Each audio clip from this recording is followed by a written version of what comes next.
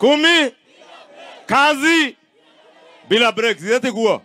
Mheshimiwa Rais, tunakushukuru kwa ile kazi unatufanyia.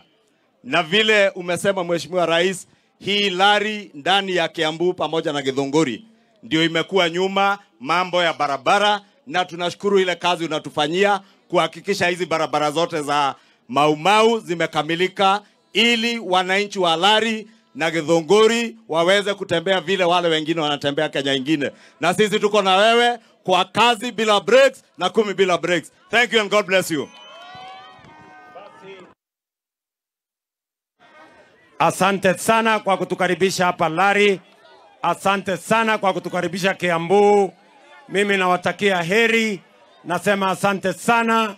Mwathani amurathime. Mungu wabariki. Asante sana and God bless you.